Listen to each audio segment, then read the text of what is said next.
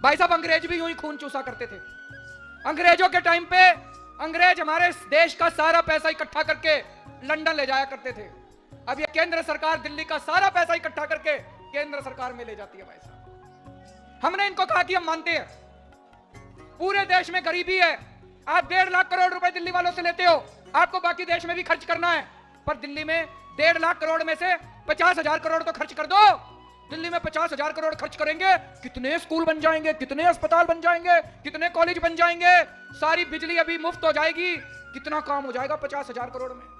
हमारे से पैसा ले जाते हैं, बदले में कुछ नहीं देते, कहते दिल्ली आधा राज्य।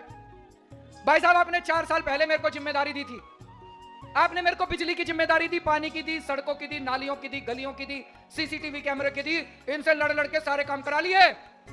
लेकिन कई सारे मसले ऐसे हैं जो तब तक पूरे नहीं हो सकते जब तक दिल्ली पूरा राज्य नहीं। वही अफसर 4 साल में सरकारी स्कूल ठीक कर दिए। जब हमारी सरकार बनी, सरकारी अस्पतालों का बुरा हाल था, आज 4 साल में ठीक करे नहीं करे। वही डॉक्टर, वही नर्से, वही अफसर 4 साल में सरकारी अस्पताल ठीक कर दिए।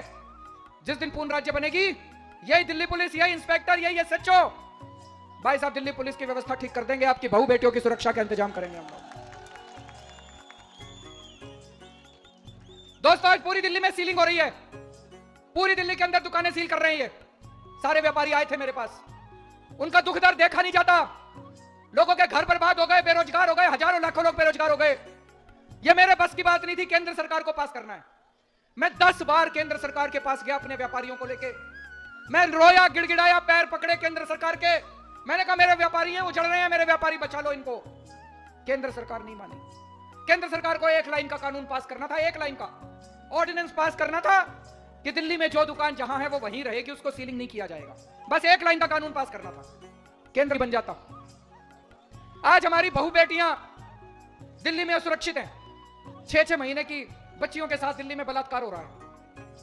घर से बेटी सवेरे सवेरे स्कूल कॉलेज के लिए बाहर निकलती है, मां बाप का दिल धक धक करता रहता है कि पता नहीं वापस आएगी नहीं आएगी। गलत तो नहीं कह रहा भाई साहब?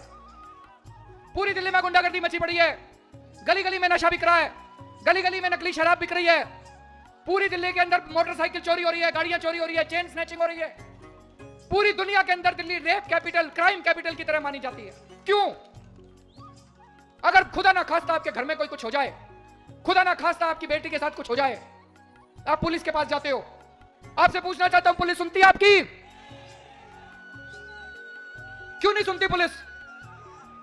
फिर आप अपने विधायक के पास आते हो, विधायक कहता है कि मैं कुछ कर नहीं सकता, पुलिस मेरे अंडर में नहीं आती। आप मेरे पास आते हो, मैं कुछ कर नहीं सकता, पुलिस मेरे अंडर में नहीं आती। पुलिस किसके अंडर में आती है? प्रधानमंत्री के अंडर में आती है। पुलिस प्रधानमंत्री के अंडर में आती है। मैं पूछना चाहता हूं, हमारे घर में कल को कोई गलत काम हो जाए,